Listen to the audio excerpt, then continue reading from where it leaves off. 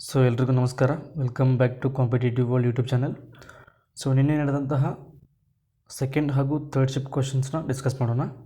ಅದಕ್ಕಿಂತ ಮುಂಚೆ ಇನ್ನೂ ಯಾರು ನಮ್ಮ ಚಾನಲ್ಗೆ ಸಬ್ಸ್ಕ್ರೈಬ್ ಆಗಿಲ್ಲ ಎಲ್ರಿಗೂ ಸಬ್ಸ್ಕ್ರೈಬ್ ಆಗಿ ಅಂತ ಹೇಳ್ತಾ, ಮುಂದೆ ಎಕ್ಸಾಮ್ ಬರೆದವರು ಈ ಒಂದು ನಂಬರ್ಗೆ ಯಾವ ಥರ ಕ್ವಶನ್ ಬಂದಿದ್ದು ಅಂತ ಸೊ ದಯವಿಟ್ಟು ನಿಮ್ಮ ರಿವ್ಯೂವನ್ನು ತಿಳಿಸಿ. ಫಸ್ಟ್ ಕ್ವಶನ್ ಏನಪ್ಪ ಅಂದ್ರೆ, ಸೊ ಇದು ನಿನ್ನೆ ನಡೆದಂತಹ 4 ಆಗಸ್ಟ್ನ ಸೆಕೆಂಡ್ ಹಾಗೂ ಥರ್ಡ್ ಶಿಫ್ಟ್. ಸೊ ಈಗಲೇ ಕ್ಲಾರಿಫೈ ಮಾಡಿದ್ದೀನಿ. ಫಸ್ಟ್ ಕ್ವಶನ್,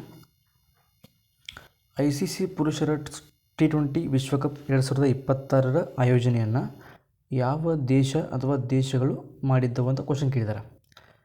ICC ಪುರುಷರ ವಿಶ್ವಕಪ್ 2026 ಅಂತ ಬಂದಾಗ 2020-26 ಅಂತ ಬಂದಾಗ ಈ ವಿಶ್ವಕಪ್ನ ಆಯೋಜನೆಯನ್ನು 2 ದೇಶ ಮಾಡ್ತವೆ. ಆ 2 ದೇಶ ಯಾವಪ್ಪ ಅಂದ್ರೆ ಭಾರತ ಮತ್ತು ಶ್ರೀಲಂಕಾ. ಹೌದಾ? ಸೊ ಈ ಒಂದು ವಿಶ್ವಕಪ್ನ ವಿಜೇತರು ಭಾರತ ತಂಡ ಒಟ್ಟಾರೆಯಾಗಿ 3 T20 ವಿಶ್ವಕಪ್ಪನ್ನು ಗೆದ್ದಿದೆ. ಒಂದು 2007ರಲ್ಲಿ, ನೆಕ್ಸ್ಟ್ 2024, ಈಗ ಪ್ರಸ್ತುತ 2026ರಲ್ಲಿ. ಈ T20 ತಂಡದ ನಾಯಕ ಯಾರಾದ್ರಪ್ಪ ಅಂದ್ರೆ ಸೂರ್ಯಕುಮಾರ್ ಯಾದವ್ ಅವರು ಇದ್ದರು. ಹೌದಾ? ಹಾಗಾದರೆ ರನ್ನರ್ ಅಪ್ ಯಾರಂತ ನೀವು ಕಮೆಂಟ್ ಮಾಡಿರಿ. ಓಕೆ, ರನ್ನರ್ ಅಪ್ ಯಾರು? ಈ ಒಂದು 2026ರ ವಿಶ್ವಕಪ್ನ ರನ್ನರ್ ಅಪ್ ಯಾರು? ಸೊ ದಯವಿಟ್ಟು ಕಮೆಂಟ್ ಮಾಡಿರಿ. ನೆಕ್ಸ್ಟ್ ಕ್ವಶನ್, IPL 2026ರ ಒಂದೇ ಸೀಸನ್ನಲ್ಲಿ ಅತಿ ಹೆಚ್ಚು ಸಿಕ್ಸರ್ಗಳನ್ನು ಬಾರಿಸಿದ ದಾಖಲೆಯನ್ನು ಯಾವ ಬ್ಯಾಟ್ಸ್ಮನ್ ಸ್ಥಾಪಿಸಿದರು ಅಂತ ಪ್ರಶ್ನೆ ಕೇಳಿದ್ದಾರೆ. Current affairs question. ಸೊ ಯಾರಪ್ಪ ಆ ಒಂದು ಆಟಗಾರ ಅಂತಂದರೆ 2026ಕ್ಕಿಂತ ಮುಂಚೆ ಅಂತ ಕೇಳಿದರೆ ಅವ್ರು ಯಾರಿದ್ರು? Chris Gayle ಅವರಿದ್ದರು. 26ಕ್ಕಿಂತ ಮುಂಚೆ ಅಂತ ಬಂದಾಗ ಅಂದರೆ 2025ರವರೆಗೂ. ಸೊ ಈ ವರ್ಷದ ಒಂದು ಸೀಸನ್ನಲ್ಲಿ ರಾಜಸ್ಥಾನ್ ರಾಯಲ್ಸ್ ತಂಡದ ವೈಭವ್ ಸೂರ್ಯವಂಶಿ ಅನ್ನುವಂತಹ ಆಟಗಾರ ಒಂದೇ ಸೀಸನ್ನಲ್ಲಿ ಗರಿಷ್ಠ ಸಿಕ್ಸರ್ ಸಿಡಿಸುವ ಮೂಲಕ ಅತಿ ಹೆಚ್ಚು ಸಿಕ್ಸರ್ಗಳನ್ನು ಸಿಡಿಸಿದ ದಾಖಲೆಯನ್ನು ಹೊಂದಿದ್ದಾರೆ. ಯಾರು? ವೈಭವ್ ಸೂರ್ಯವಂಶಿ ಅವರು. ಹಾಗಾದರೆ ಅವರು ಎಷ್ಟು ಸಿಕ್ಸರ್ನ ಸಿಡಿಸಿದರು ಒಂದೇ ಸೀಸನ್ನಲ್ಲಿ? ಸೊ ಅದನ್ನು ಗೊತ್ತಿದ್ದವರು ಕಮೆಂಟ್ ಮಾಡಿರಿ. Okay, next question, tides of time Bharat's history through morals in parliament ಪುಸ್ತಕದ ಲೇಖಕರು ಯಾರು ಅಂತ ಪ್ರಶ್ನೆ ಕೇಳಿದ್ದಾರೆ. ಸೊ ಲೇಖಕರು ಯಾರಪ್ಪ ಅಂದರೆ ಅರುಂಧತಿ ರಾಯ್, ಸುಧಾಮೂರ್ತಿ, ಶಶಿ ತರೂರ್ ಮತ್ತು ವಿಕ್ರಮ್ ಸೇಠ್. ಸೊ ಈ ಒಂದು ಪುಸ್ತಕದ ಲೇಖಕರು ಯಾರಪ್ಪ ಅಂದರೆ ನಮ್ಮ ಇನ್ಫೋಸಿಸ್ನ ಸಹ ಮಾಲೀಕರಾದ ಸುಧಾಮೂರ್ತಿಯವರು. ಹೌದಾ? ನೆಕ್ಸ್ಟ್ ಕ್ವಶನ್, ವಿಶ್ವ ಬಾಕ್ಸಿಂಗ್ ಕಪ್ ಫೈನಲ್ನಲ್ಲಿ 51 kg ವಿಭಾಗದಲ್ಲಿ ಸ್ವರ್ಣ ಪದಕ ಗೆದ್ದ ಭಾರತೀಯ ಮಹಿಳಾ ಬಾಕ್ಸರ್ ಯಾರಂತ ಪ್ರಶ್ನೆ ಕೇಳಿದ್ದಾರೆ. ಸೊ ಯಾರು? ಲವ್ಲಿನಾ ಬೋರ್ಗೊಹೈನ್, ಮೇರಿ ಕೋಮ್, ನಿಖತ್ ಝರೀನ್ ಮತ್ತು ಪ್ರೀತಿ ಪವಾರ್. ಸೊ ಈ ಒಂದು 51 kg ವಿಭಾಗದಲ್ಲಿ ಸ್ವರ್ಣ ಪದಕ ಗೆದ್ದ ಭಾರತೀಯ ಮಹಿಳಾ ಬಾಕ್ಸರ್ ಯಾರಪ್ಪ ಅಂದ್ರೆ ಅವರು ನಿಖತ್ ಝರೀನ್. ಯಾರು? ನಿಖತ್ ಝರೀನ್ ಅವರು. ಓಕೆ, ನೆಕ್ಸ್ಟ್, ಮೇ 25, 2026ರಂದು ಭಾರತೀಯ ರೈಲ್ವೆಯು ಚಿರಾಗ್ ಅಂದರೆ centre for HR information systems research and analytics in governance ಅನ್ನುವಂತಹ ಒಂದು ಮಿಷನನ್ನು ಯಾವ ನಗರದಲ್ಲಿ ಉದ್ಘಾಟಿಸುವುದು ಅಂತ ಪ್ರಶ್ನೆ ಕೇಳಿದ್ದಾರೆ. ಸೊ ಯಾವ ನಗರಪ್ಪ ಅಂದ್ರೆ ತೆಲಂಗಾಣದ ಹೈದರಾಬಾದ್ ನಗರದಲ್ಲಿ ಈ ಒಂದು ಚಿರಾಗ್ ಎನ್ನುವಂತಹ ಒಂದು ಸಿಸ್ಟಮನ್ನು ಉದ್ಘಾಟಿಸಲಾಯಿತು. ಹೌದಾ? ನೆಕ್ಸ್ಟ್, ಪ್ಲಾನೆಟ್ ಇನ್ ಫೋಕಸ್ ಮತ್ತು ಡಿಲಿವರಿಂಗ್ ಪ್ರಾಸ್ಪೆರಿಟಿ ಆಟ್ ಸ್ಕೇಲ್ ಎಂಬ SDG ಅಂತಂದರೆ ಸಸ್ಟೈನಬಲ್ ಡೆವಲಪ್ಮೆಂಟ್ ಗೋಲ್ ಅಂತ. ಓಕೆ, ಈ ಬುಲೆಟಿನ್ಗಳನ್ನು ಯಾವ ಮಂತ್ರಾಲಯವು ಪ್ರಕಟಿಸುತ್ತದೆ ಅಂತ ಪ್ರಶ್ನೆ ಕೇಳಿದ್ದಾರೆ. ಸೊ ಯಾವ ಮಂತ್ರಾಲಯಪ್ಪ ಅಂತಂದರೆ ಆಪ್ಷನ್ ಬಿ, ಸಂಖ್ಯಾಶಾಸ್ತ್ರ ಮತ್ತು ಕಾರ್ಯಕ್ರಮ ಅನುಷ್ಠಾನ ಸಚಿವಾಲಯ ಅಂತ. ಓಕೆ, ನೆಕ್ಸ್ಟ್ ಕ್ವಶನ್, 2026ರಲ್ಲಿ ಪ್ರತಿಷ್ಠಿತ ಪದ್ಮಶ್ರೀ ಪ್ರಶಸ್ತಿಯಿಂದ ಗೌರವಿಸಲ್ಪಟ್ಟ ಭಾರತೀಯ ಪ್ಯಾರಾ ಅಥ್ಲೀಟ್ ಯಾರು? ಸೊ ನಾನು ನಿಮಗೆ ಮೊನ್ನೆ ಹೇಳಿದ್ದೆ 2026ರಲ್ಲಿ ಸುಮಾರು 131 ಸಾಧಕರಿಗೆ ಭಾರತೀಯ ನಾಗರಿಕ ಪ್ರಶಸ್ತಿಯನ್ನು ಕೊಟ್ಟಿದ್ದಾರೆ. ಅದರಲ್ಲಿ ಪದ್ಮಭೂಷಣ ಬರುತ್ತೆ, ಪದ್ಮವಿಭೂಷಣ ಬರುತ್ತೆ ಮತ್ತು ಪದ್ಮಶ್ರೀ ಕೂಡ ಬರುತ್ತೆ. ಸೊ ಈ ಅಷ್ಟು ಪ್ರಶಸ್ತಿಗಳು ಕೂಡ ಇಂಪಾರ್ಟೆಂಟ್. ಅದರಲ್ಲಿ ಪ್ರಮುಖವಾಗಿ ಕ್ರೀಡಾಪಟುಗಳು ಮತ್ತು ಸಾಹಿತ್ಯ ಕೊಡುಗೆಯಲ್ಲಿ ಪ್ರಶಸ್ತಿಯನ್ನು ಪಡೆದವರು ಮತ್ತು ಸಮಾಜ ಸೇವೆ ಕೊಡುಗೆಯಲ್ಲಿ ಪ್ರಶಸ್ತಿಯನ್ನು ಪಡೆದವರು. ಓಕೆ, ಹಾಗಾದರೆ ಪ್ಯಾರಾ ಅಥ್ಲೀಟ್ ಯಾರು 2026ರಲ್ಲಿ ಪದ್ಮಶ್ರೀ ಪ್ರಶಸ್ತಿಯಿಂದ ಗೌರವಿಸಲ್ಪಟ್ಟವರು ಅಂತಂದರೆ ಅವರು ಆಪ್ಷನ್ ಬಿ ಪ್ರವೀಣ್ ಕುಮಾರ್ ಅವರು. ಓಕೆ, ನೆಕ್ಸ್ಟ್ ಹಾಗಾದರೆ ನೀವು ಇನ್ನೂ 3 ಆಟಗಾರರನ್ನು ಕಮೆಂಟ್ ಮಾಡಿರಿ. ಯಾರು 2026ರಲ್ಲಿ ಪದ್ಮಶ್ರೀ ಪ್ರಶಸ್ತಿಯಿಂದ ಗೌರವಿಸಲ್ಪಟ್ಟರು? ಕನಿಷ್ಠ 3 ಜನ ಆಟಗಾರರನ್ನು ಕಮೆಂಟ್ ಮಾಡಿರಿ. ಓಕೆ, ಮುಂದಿನ ಎಕ್ಸಾಮ್ನಲ್ಲಿ ಬಂದೇ ಬರುತ್ತೆ. ನೆಕ್ಸ್ಟ್ ಪ್ರಶ್ನೆ, ಮಾರ್ಚ್ 2026ರಲ್ಲಿ ನವದೆಹಲಿಯಲ್ಲಿ ನಡೆದ 8ನೇ ಹಾಕಿ ಇಂಡಿಯಾ ವಾರ್ಷಿಕ ಪ್ರಶಸ್ತಿ ಸಮಾರಂಭದಲ್ಲಿ hockey India Balbir Singh senior player of the year, hockey India Balbir Singh senior player of the year ಪ್ರಶಸ್ತಿಯನ್ನು ಮಹಿಳಾ ವಿಭಾಗದಲ್ಲಿ ಯಾರಿಗೆ ನೀಡಲಾಯಿತು? ಸಲೀಮಾ ಟೇಟೆ, ಸವಿತಾ ಪೂನಿಯಾ, ನವನೀತ್ ಕೌರ್, ಬಿಚುದೇವಿ ಖರೀಬಾಮ್. ಸೊ ಯಾರಪ್ಪ ಅಂದ್ರೆ ನಿಮಗೆ ಗೊತ್ತಿರೋ ಹಾಗೆ ಆಪ್ಷನ್ ಸಿ ನವನೀತ್ ಕೌರ್ ಅವರು. ಸೊ ಮಹಿಳಾ ವಿಭಾಗದಲ್ಲಿ ಇವರು ಪಡೆದರೆ, ಪುರುಷ ವಿಭಾಗದಲ್ಲಿ ಯಾರು ಪಡೆದಾರೆ? ಸೊ ಇವತ್ತು ನಾಳೆ ಎಕ್ಸಾಮಲ್ಲಿ ಕೇಳ್ತಾರೆ. ಅವ್ರು ಯಾರಪ್ಪ ಅಂದ್ರೆ ಹಾರ್ದಿಕ್ ಸಿಂಗ್ ಅಂತ. ಹಾರ್ದಿಕ್ ಸಿಂಗ್, ಹಾರ್ದಿಕ್ ಪಾಂಡ್ಯ ಅಲ್ಲ, ಹಾರ್ದಿಕ್ ಸಿಂಗ್. ಓಕೆ, ಇದು ಇನ್ಫಾರ್ಮೇಷನ್ ಗೊತ್ತಿರಲಿ. ನೆಕ್ಸ್ಟ್ ಕ್ವಶನ್, ಫೆಬ್ರವರಿ 2026ರಲ್ಲಿ ಟ್ರಾನ್ಸ್ಪರೆನ್ಸಿ ಇಂಟರ್ನ್ಯಾಷನಲ್ ಪ್ರಕಟಿಸಿದ ಭ್ರಷ್ಟಾಚಾರ ಗ್ರಹಿಕೆ ಸೂಚ್ಯಂಕ 2025ರ ಒಂದು ಇಂಡೆಕ್ಸ್ನಲ್ಲಿ ಭಾರತದ ಸ್ಥಾನವೇನು ಅಂತ ಪ್ರಶ್ನೆ ಕೇಳಿದ್ದಾರೆ ನಿನ್ನೆ ಸೆಕೆಂಡ್ ಶಿಫ್ಟ್ನಲ್ಲಿ. ಸೊ ಒಟ್ಟಾರೆಯಾಗಿ ಈ ಒಂದು ಲಿಸ್ಟ್ನಲ್ಲಿ ಸುಮಾರು 182 ದೇಶಗಳ ಭ್ರಷ್ಟಾಚಾರ ನೀತಿಯನ್ನು ರ್ಯಾಂಕ್ ವೈಸ್ ಪ್ರಕಟ ಮಾಡ್ತಾರೆ. ಇದರಲ್ಲಿ ಭಾರತದ ಸ್ಥಾನ ಯಾವುದಪ್ಪ ಅಂದ್ರೆ 91ನೇ ಸ್ಥಾನ. Okay, 91. Option B is correct answer. Okay, next question, March 2026ರಲ್ಲಿ ವಿಶ್ವ ವ್ಯಾಪಾರ ಸಂಸ್ಥೆಯ WTOದ 14ನೇ ಮಂತ್ರಿ ಮಟ್ಟದ ಸಮ್ಮೇಳನವು ಎಲ್ಲಿ ನಡೆಯಿತು ಅಂತ ಪ್ರಶ್ನೆ ಕೇಳ್ತಾರೆ. ಅಂದರೆ 2026ರಲ್ಲಿ ವರ್ಲ್ಡ್ ಟ್ರೇಡ್ ಆರ್ಗನೈಜೇಷನ್ನ 14ನೇ ಮಂತ್ರಿ ಮಟ್ಟದ ಸಮ್ಮೇಳನ ಎಲ್ಲಿ ನಡೆಯುತ್ತೆ ಅಂತಂದರೆ ಆಪ್ಷನ್ ಡಿ ಯೌಂಡೆ. ಎಲ್ಲಿಪ್ಪ ಅಂದರೆ ಕ್ಯಾಮರೂನ್ನಲ್ಲಿ ನಡೆಯುತ್ತದೆ. ಯಾವುದು? ಈ ಒಂದು MC14 ಸಮ್ಮೇಳನ. ಹೌದಾ? ನೆಕ್ಸ್ಟ್, ವಿತ್ತ ಸಚಿವೆ ನಿರ್ಮಲಾ ಸೀತಾರಾಮನ್ ಪ್ರಸ್ತುತಪಡಿಸಿದ ಕೇಂದ್ರ ಬಜೆಟ್ 2026-27ರ ಪ್ರಕಾರ 2026-27ರ ಹಣಕಾಸು ವರ್ಷದ ಕೊರತೆ ಅಂದರೆ ಫಿಸ್ಕಲ್ ಡೆಫಿಸಿಟ್ ವರ್ಷದ ಕೊರತೆ ಗುರಿಯು GDPಯ ಶೇಕಡ ಎಷ್ಟು ದರ ಎಂದು ಅಂದಾಜಿಸಲಾಗಿದೆ ಅಂತ ಪ್ರಶ್ನೆ ಕೇಳಿದ್ದಾರೆ. ಸೊ ಮೊನ್ನೆ ಅಂದರೆ 3ನೇ ಆಗಸ್ಟ್ ಫಸ್ಟ್ ಶಿಫ್ಟ್ನಲ್ಲಿ ಏನು ಕೇಳಿದರು? ರೆಪೋ ರೇಟ್ ಕೇಳಿದರು. ಓಕೆ, ರೆಪೋ ರೇಟ್ ಕೇಳಿದರು. ಅದು ಆನ್ಸರ್ ರೇಟ್ ಆಗಿತ್ತು 5.2 ಅಂತ ಇತ್ತು. ಸೊ ಈಗ GDP ಕೇಳಿದ್ದಾರೆ. ಸೊ ಇನ್ನೊಂದು ಇನ್ಫಾರ್ಮೇಷನ್ ಏನಪ್ಪ ಅಂದರೆ 2026ರ ಬಜೆಟ್ನ ಬಗ್ಗೆ ಪ್ರತಿ ಶಿಫ್ಟ್ನಲ್ಲೂ 1ರಿಂದ 2 ಕ್ವಶನ್ಸ್ ಬರೋದಾವೆ. ಬಜೆಟ್ ಬಗ್ಗೆ ಪ್ರತಿ ಶಿಫ್ಟ್ನಲ್ಲೂ 1ರಿಂದ 2 ಕ್ವಶನ್ಸ್ 100% ಫಿಕ್ಸ್. ಓಕೆ, ಸೊ ಈ ಒಂದು ಕ್ವಶನ್ ಕರೆಕ್ಟ್ ಆನ್ಸರ್ ನಿಮಗೆ ಗೊತ್ತಿರೋ ಹಾಗೆ ಆಪ್ಷನ್ ಸಿ 4.4 ಅಂತ. ಓಕೆ, ನೆಕ್ಸ್ಟ್, ಬೆಳಕಿನ ವಿಶ್ಲೇಷಣೆ ಅಥವಾ ಬೆಳಕಿನ ವರ್ಣ ವಿಭಜನೆ ಅಂತ ಕರಿತೀವಿ. ವರ್ಣ ವಿಭಜನೆ, ಡಿಸ್ಪರ್ಷನ್ ಆಫ್ ಲೈಟ್ ವಿದ್ಯಮಾನದಲ್ಲಿ ಏನಾಗುತ್ತದೆ ಅಂತ ಪ್ರಶ್ನೆ ಕೇಳಿದ್ದಾರೆ. ಬೆಳಕು ನೇರ ಸಾಲಿನಲ್ಲಿ ಚಲಿಸುತ್ತದೆ. ಬಿಳಿ ಬೆಳಕು ಅದರ ಘಟಕ ಬಣ್ಣಗಳಾಗಿ ವಿಭಜನೆಯಾಗುತ್ತದೆ. ಬೆಳಕಿನ ಕಿರಣಗಳು ಸಂಪೂರ್ಣವಾಗಿ ಹೀರಲ್ಪಡುತ್ತವೆ. ಬೆಳಕು ಯಾವುದೇ ವಕ್ರೀಭವನವಿಲ್ಲದೆ ಮಾಧ್ಯಮದ ಮೂಲಕ ಹಾದು ಹೋಗುತ್ತದೆ. ಸೊ ಕರೆಕ್ಟ್ ಆನ್ಸರ್ ಯಾವುದಪ್ಪ ಅಂದರೆ ಆಪ್ಷನ್ ಬಿ ಬಿಳಿ ಬೆಳಕು ಅದರ ಘಟಕ ಬಣ್ಣಗಳಾಗಿ ವಿಭಜನೆಯಾಗುತ್ತದೆ. ಓಕೆ, ಬಿಳಿ ಬೆಳಕು ಒಟ್ಟಾರೆಯಾಗಿ 7 ಬಣ್ಣಗಳಾಗಿ ವಿಭಜನೆಯಾಗುತ್ತದೆ. ಆ 7 ಬಣ್ಣ ಯಾವಪ್ಪ ಅಂತಂದರೆ ವೀಬ್ ಗಯಾರ್ ಅಂತ ಕರಿತೀವಿ. ಹೌದಾ? ವಿ ಅಂದರೆ violet, indigo, blue, green, yellow, orange, red. ಅತಿ ಹೆಚ್ಚು ಬಾಗುವಂಥ ಬಣ್ಣ ಯಾವುದಪ್ಪ ಅಂದ್ರೆ ಅದು ಕೆಂಪು ಬಣ್ಣ. ಅತಿ ಹೆಚ್ಚು ಬಾಗುವಂಥ ಬಣ್ಣ. ಅತಿ ಕಡಿಮೆ ಬಾಗುವಂಥ ಬಣ್ಣ ಯಾವುದಪ್ಪ ಅಂದ್ರೆ ಅದು ನೇರಳೆ ಅಥವಾ ವೈಲೆಟ್. Okay, next.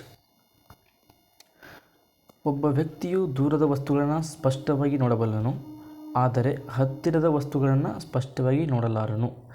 ಇದನ್ನು ಯಾವ ದೃಷ್ಟಿ ದೋಷ ಎಂದು ಕರೆಯಲಾಗುತ್ತದೆ? Option A myopia, option B hypermetropia, option C presbyopia, option D astigmatism. Okay, so ಇದಕ್ಕೊಂದು ಸಣ್ಣ ಕೋಡ್ ಐತಿ, ನೆನಪಿಟ್ಕೋರಿ. ಏನಪ್ಪ ಅಂದ್ರೆ ಸ ನಿ ದ ಪ. ಸೊ ಈ ಕೋಡನ್ನು ಅಪ್ಲೈ ಮಾಡ್ಬೇಕಂದ್ರೆ ನಿಮಗೆ ಸಮೀಪ ದೃಷ್ಟಿ ದೋಷ ಅಂದರೆ ಗೊತ್ತಿರಬೇಕು, ದೂರದೃಷ್ಟಿ ದೋಷ ಅಂತ ಗೊತ್ತಿರಬೇಕು. ಫಾರ್ ಎಕ್ಸಾಂಪಲ್, ಸಮೀಪ ದೃಷ್ಟಿ ದೋಷ ಅಂತಂದ್ರೆ ನಿಮ್ಗೆ ಅನಿಸ್ಬೋದು ಸಮೀಪದ್ದು ಕಾಣಂಗಿಲ್ಲ ಅಂತೇಳಿ. ಸೊ ಅದು ಉಲ್ಟಾ ಇರುತ್ತೆ. ಸಮೀಪ ದೃಷ್ಟಿ ದೋಷ ಅಂತ ಬಂದಾಗ ಸಮೀಪದ್ದು ಕಾಣುತ್ತೆ, ದೂರದ್ದು ಕಾಣಂಗಿಲ್ಲ. ಇನ್ನು ದೂರದೃಷ್ಟಿ ದೋಷ ಅಂತ ಬಂದಾಗ ದೂರದ್ದು ಕಾಣುತ್ತೆ, ಸಮೀಪದ್ದು ಕಾಣಲ್ಲ. ಓಕೆ, ಈಗ ಅವ್ರು ಏನು ಕೇಳಿದ್ದಾರೆ? ಒಬ್ಬ ವ್ಯಕ್ತಿ ದೂರದ ವಸ್ತುಗಳನ್ನು ಸ್ಪಷ್ಟವಾಗಿ ನೋಡಬಲ್ಲನು ಅಂದರೆ ಇದು ಯಾವುದನ್ನು ನಾವು ಸ್ಪಷ್ಟವಾಗಿ ನೋಡ್ತಾನಲ್ಲ, ಪಾಯಿಂಟ್ ಅದೇ ಇರುತ್ತೆ, ದೂರದೃಷ್ಟಿ ದೋಷನ ಬರುತ್ತೆ. ಅಂದರೆ ಇದು ಆನ್ಸರ್ ಯಾವುದಾಗುತ್ತೆ? ಹೈಪರ್ಮೆಟ್ರೋಫಿಯಾ. ಓಕೆ, ನೆಕ್ಸ್ಟ್ ಪ್ರಶ್ನೆ. ರಾಸಾಯನಶಾಸ್ತ್ರದಲ್ಲಿ ವೆಲೆನ್ಸಿ ಎಂದರೇನು? In chemistry what is valency called? Okay, ಪರಮಾಣುವಿನ ನ್ಯೂಕ್ಲಿಯಸ್ನಲ್ಲಿರುವ ಒಟ್ಟು ಪ್ರೋಟಾನ್ಗಳ ಸಂಖ್ಯೆ. ಇತರ ಧಾತುಗಳೊಂದಿಗೆ ಸೇರಿಕೊಳ್ಳುವ ಒಂದು ಧಾತುವಿನ ಸಂಯೋಜನಾ ಸಾಮರ್ಥ್ಯ. ಒಂದು ಧಾತುವಿನ ಪರಮಾಣು ದ್ರವ್ಯರಾಶಿ. ಪರಮಾಣುವಿನಲ್ಲಿರುವ ನ್ಯೂಟ್ರಾನ್ಗಳ ಸಂಖ್ಯೆ. ಸೊ ಕರೆಕ್ಟ್ ಆನ್ಸರ್ ಯಾವುದಪ್ಪ ಅಂದರೆ ನಿಮಗೆ ಗೊತ್ತಿರೋ ಹಾಗೆ ಆಪ್ಷನ್ ಬಿ ಈಸ್ ಕರೆಕ್ಟ್. ಇತರ ಧಾತುಗಳೊಂದಿಗೆ ಸೇರಿಕೊಳ್ಳುವ ಒಂದು ಧಾತುವಿನ ಸಂಯೋಜನಾ ಸಾಮರ್ಥ್ಯ. ಹೌದಾ? Next question. ಪ್ರೋಟೀನ್ಗಳ ಜೀರ್ಣಕ್ರಿಯೆಗಾಗಿ ಆಮಾಶಯ ಅಂತಲೂ ಕೊಡ್ತಾರೆ, ನೆಕ್ಸ್ಟ್ ಜಠರ ಅಂತಲೂ ಕೊಡ್ಬೋದು. ಏನು ಜಠರ. ಪ್ರೋಟೀನ್ಗಳ ಜೀರ್ಣಕ್ರಿಯೆಗಾಗಿ ಜಠರ ಈ ಕೆಳಗಿನ ಯಾವ ಕಿಣ್ವವು ಸ್ರವಿಸಲ್ಪಡುತ್ತದೆ? ಸೊ ಯಾವುದು? ಟ್ರಿಪ್ಸಿನ್ನು, ಪೆಪ್ಸಿನ್ನು, ಅಮೈಲೇಜ್, ಲೈಪೇಜ್. ಜಠರದಲ್ಲಿ ಸ್ರವಿಸ್ತಕ್ಕಂಥ ಕಿಣ್ವ ಅಥವಾ ಎಂಜೈಮ್ ಯಾವುದಪ್ಪ ಅಂದ್ರೆ ಆಪ್ಷನ್ ಬಿ ಪೆಪ್ಸಿನ್. ಇನ್ನು ಮೆದೋಜೀರಕಾಂಗ ಗ್ರಂಥಿಯಿಂದ ಬರ್ತಕ್ಕಂಥ ಒಂದು ಕಿಣ್ವ ಯಾವುದಪ್ಪ ಅಂದ್ರೆ ಅದು ಟ್ರಿಪ್ಸಿನ್. ಓಕೆ, ಇನ್ನು ಇಲ್ಲಿ ಅಮೈಲೇಜ್ ಅಂತ ಕೊಟ್ಟಿದ್ದಾರೆ. ಈ ಅಮೈಲೇಜ್ ಎಲ್ಲಿ ಬರುತ್ತಂದ್ರೆ ಪ್ರಮುಖವಾಗಿ ನಾವು ಆಹಾರವನ್ನು ಬಾಯಿಯಿಂದ ತಿಂತೀವಲ್ಲ, ಸೊ ಬಾಯಿಯಲ್ಲಿ ನಾವು ಒಂದು ಗ್ರಂಥಿಯನ್ನು ಕಾಣ್ತೀವಿ. ಯಾವ ಗ್ರಂಥಿ ಅಂದ್ರೆ ಲಾಲಾರಸ ಗ್ರಂಥಿ ಅಂತ. ಈ ಲಾಲಾರಸ ಗ್ರಂಥಿ ಕೆಲಸ ಏನಪ್ಪ ಅಂದ್ರೆ ಇದು ಒಂದು ಕಿಣ್ವವನ್ನು ಬಿಡುಗಡೆ ಮಾಡುತ್ತೆ. ಅದೇ ಕಿಣ್ವ ಯಾವುದು? ಅಮೈಲೇಜ್ ಕಿಣ್ವ. ಈ ಕಿಣ್ವ ಏನು ಮಾಡುತ್ತೆ? ಪಿಷ್ಟವನ್ನು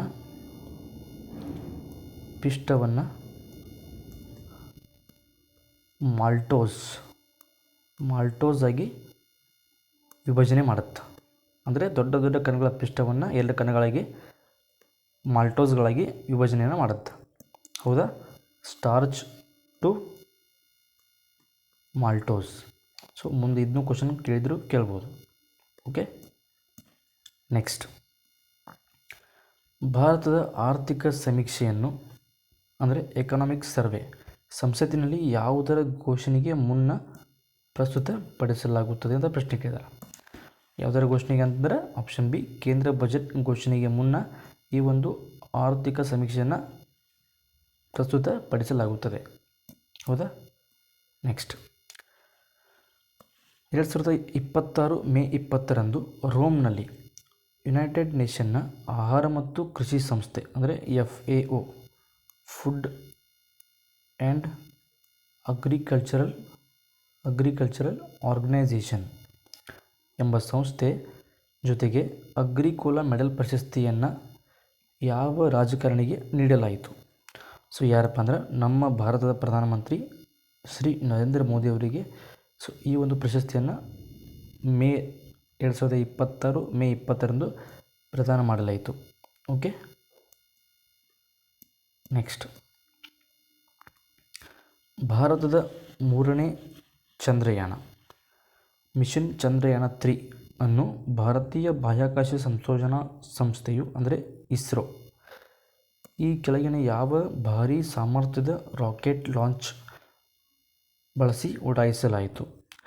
PSLV C-56, GSLV F-12, LV-M3, M4, SSLV D2 ಅಂತ. ಸೊ ಯಾವ್ದಪ್ಪ ಅಂದರೆ ಆಪ್ಷನ್ ಸಿ LV-M3 M4 ಅಂತ. ಓಕೆ, ಸೊ ಇದನ್ನು ಯಾಕೆ ಬಳಸ್ತಾರಪ್ಪ ಅಂತಂದ್ರೆ ಇದು ಭಾರತದಲ್ಲಿ ಒಂದು ವರ್ಕಿಂಗ್ ಹಾರ್ಸ್ ಅಂತ ಕರಿತೀವಿ ಅದು ನಾವು. ಯಾಕಂದರೆ ಅತ್ಯಂತ ಭಾರವಾದ ರಾಕೆಟ್ಗಳನ್ನು ಒಯ್ತಕ್ಕಂಥ ಸಾಮರ್ಥ್ಯ ಹೊಂದಿರತಕ್ಕಂಥ ಒಂದು ಉಡಾವಣಾ ವಾಹನ ಯಾವುದಪ್ಪ ಅಂದರೆ ಈ ಒಂದು LV-M3 M4 ಅಂತ. ಇದನ್ನು ಇಸ್ರೋದ ಬಾಹುಬಲಿ ಅಂತ ಕರೀತಾರೆ. ಇಸ್ರೋದ ಬಾಹುಬಲಿ, ಹೌದಾ? ನೆಕ್ಸ್ಟ್,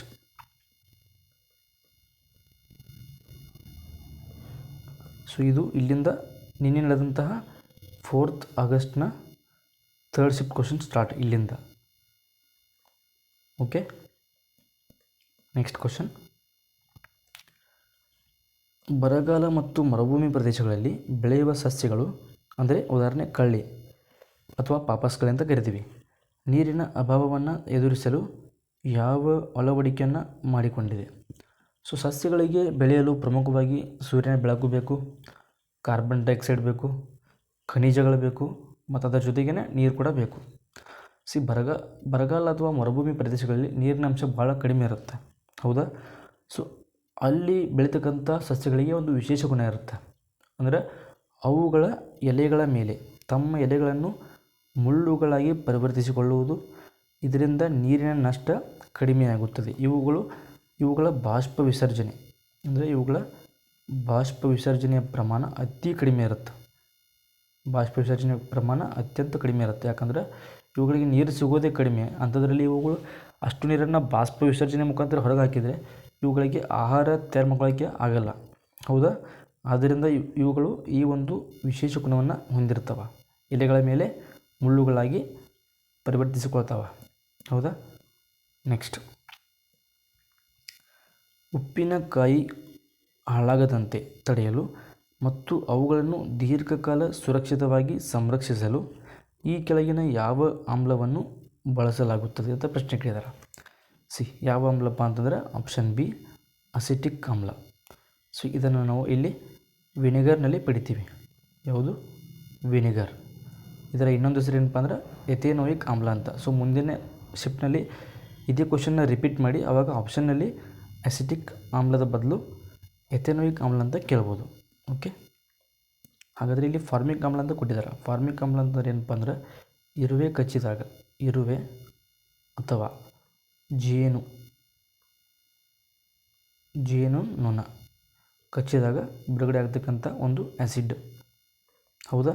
ಸಲ್ಫ್ಯೂರಿಕ್ ರಾಜವನ್ನು ನಾವು ಸಲ್ಫ್ಯೂರಿಕ್ ಆಮ್ಲವನ್ನು ಆಮ್ಲಗಳ ರಾಣಿ ಅಂತ ಕರಿತೀವಿ. ಯಾಕಂದರೆ ಅತ್ಯಂತ ಸ್ಟ್ರಾಂಗ್ ಈ ಒಂದು ಆ್ಯಸಿಡ್ ಯಾವುದು? Sulphuric acid. ಇದನ್ನು ನಾವು ಬ್ಯಾಟ್ರಿಯಲ್ಲಿ ಬಳಸ್ತಾರೆ, ಬ್ಯಾಟ್ರಿ, ಹೌದಾ? ಇದರ ಒಂದು ಅಣುಸೂತ್ರ ಏನಪ್ಪ ಅಂದ್ರೆ H2SO4 ಅಂತ. ಓಕೆ, ಸೊ ಇದು ನೈಟ್ರಿಕ್ ಆ್ಯಸಿಡ್. ನೈಟ್ರಿಕ್ ಆ್ಯಸಿಡ್ನ ಯಾವುದರಲ್ಲಿ ಬಳಸ್ತೀರಂತ ಸೊ ನೀವು ಅದನ್ನು ಕಮೆಂಟ್ ಮಾಡಿರಿ. ನೆಕ್ಸ್ಟ್, ಸೊ ನಿನ್ನೆ ನಮ್ಮ ಒಬ್ಬ ಫ್ರೆಂಡು ಬಾಳೇಶ್ ಅಂತ, ನಿನ್ನೆ ಅವ್ರದ್ದು RRB ಗ್ರೂಪ್ ಡಿ ಎಕ್ಸಾಮ್ ಇತ್ತು. ಅವರ ಒಂದು ಮಾಹಿತಿ ಪ್ರಕಾರ ಕ್ವಶನ್ನು 2026 ಕರೆಂಟ್ ಅಫೇರ್ಸ್ದು ಜಾಸ್ತಿ ಕೇಳಾಕತ್ತಾರೆ. ಅದ್ರ ಜೊತೆಗೇ ನಿನ್ನೆ ಅವರು ಸೆಕೆಂಡ್ ಶಿಫ್ಟ್ ಎಕ್ಸಾಮ್ ಬರ್ತಾರೆ. ಅದರಲ್ಲಿ ಬಯೋಲಜಿ ಮತ್ತು ಫಿಸಿಕ್ಸ್ ಕ್ವಶನ್ ಜಾಸ್ತಿ ಕೇಳಿದ್ದಾರೆ ಮತ್ತು ಕೆಮಿಸ್ಟ್ರಿ ಕ್ವಶನ್ ಸ್ವಲ್ಪ ಕಡಿಮೆ ಕೇಳಿದ್ದಾರೆ. ಓಕೆ, ಮತ್ತು ಮ್ಯಾಥ್ಸ್ ಕೂಡ ಏನಪ್ಪ ಅಂದ್ರೆ ಒಂದು 15 ಕ್ವಶನ್ ಮ್ಯಾಥ್ಸ್ ನೀವು ಈಸಿಯಾಗಿ ಸಾಲ್ವ್ ಮಾಡ್ಬೋದು. 15 ಕ್ವಶನ್ನು ಈಸಿಯಾಗಿ ಸಾಲ್ವ್ ಮಾಡ್ಬೋದು. ಇನ್ನು 10 ಕ್ವಶನ್ನು ಸ್ವಲ್ಪ ಟೈಮ್ ಟೇಕಿಂಗ್ ಅದಾವೆ. ಸಾಲ್ವ್ ಮಾಡೋಕ್ಕೆ ಬರೋಂಗಿಲ್ಲ ಅಂತಲ್ಲ, ಸ್ವಲ್ಪ ಟೈಮ್ ಟೇಕಿಂಗ್ ಅದಾವೆ. ಇನ್ನು ರೀಸನಿಂಗ್ ಅಂತ ಬಂದಾಗ ರೀಸನಿಂಗ್ ಆ್ಯಸ್ ಯೂಶ್ವಲ್ ಎಲ್ಲ ಕೂಡ ಸಾಲ್ವೇಬಲ್. ಆದರೆ ಕೆಲವೊಂದು ನೀವು 25 ಕ್ವಶನನ್ನು ಈಸಿಯಾಗಿ ಸಾಲ್ವ್ ಮಾಡಿದರೆ ಒಂದು 5 ಕ್ವಶನ್ ಏನಪ್ಪ ಅಂದ್ರೆ ಹೆವಿ ಟೈಮ್ ತೊಗೋತಾವೆ. ಓಕೆ, ಇನ್ನು ಸೈನ್ಸ್ ಕ್ವಶನ್ ಆಗಲೇ ಹೇಳಿದ್ದೀನಿ. ಏನಪ್ಪ ಅಂದ್ರೆ ಫಿಸಿಕ್ಸು ಮತ್ತು ಬಯಾಲಜಿ ಕ್ವಶನ್ನ ಜಾಸ್ತಿ ಕೇಳತ್ತಾರ. ಫಿಸಿಕ್ಸ್ ಮತ್ತು ಬಯಾಲಜಿ. ಕೆಮಿಸ್ಟ್ರಿ ಲೆವೆಲ್ ಸ್ವಲ್ಪ ಕಡಿಮೆ ಇದೆ. ಫಿಸಿಕ್ಸಲ್ಲಿ ಬಂದಾಗ ಫಿಸಿಕ್ಸಲ್ಲಿ ಒಂದು 7 ಕ್ವಶನ್ ಕೇಳಿದ್ರೆ ಅಂತ ಇಟ್ಕೊಳ್ಳಿ. ಆ 7 ಕ್ವಶನಲ್ಲಿ ಸುಮಾರು 4ರಿಂದ 5 ಕ್ವಶನು ಏನು ಬರ್ತಾವೆ ಅಂದ್ರೆ ಕ್ಯಾಲ್ಕುಲೇಟಿವ್ ಬರ್ತಾವೆ. ಕ್ಯಾಲ್ಕುಲೇಟಿವ್. ಓಕೆ. ಸೊ ಇದು ಇನ್ಫಾರ್ಮೇಷನ್ ನಿಮಗೆ ಹೇಳಬೇಕಿತ್ತು, ಆದ್ದರಿಂದ ಹೇಳ್ತಾ ಇದ್ದೀನಿ. ಸೊ ಇದಿಷ್ಟು ನಿನ್ನೆ ನಡೆದಂತಹ 4 ಆಗಸ್ಟ್ನ 2 ಮತ್ತು 3ನೇ ಶಿಫ್ಟ್ ಕ್ವಶನ್ಸ್ ಆಗಿತ್ತು. ಸೊ ಮುಂದಿನ ವಿಡಿಯೋದಲ್ಲಿ ಇವತ್ತಿನ ಅಂದರೆ 5th ಆಗಸ್ಟ್ನ 1ನೇ ಶಿಫ್ಟ್ ಕ್ವಶನ್ನ ಡಿಸ್ಕಸ್ ಮಾಡೋಣ. ಸೊ ಅಲ್ಲಿವರೆಗೂ ಎಲ್ಲರೂ ಚೆನ್ನಾಗಿ ಸ್ಟಡಿ ಮಾಡಿ. ಎಲ್ರಿಗೂ all the best. Thank you.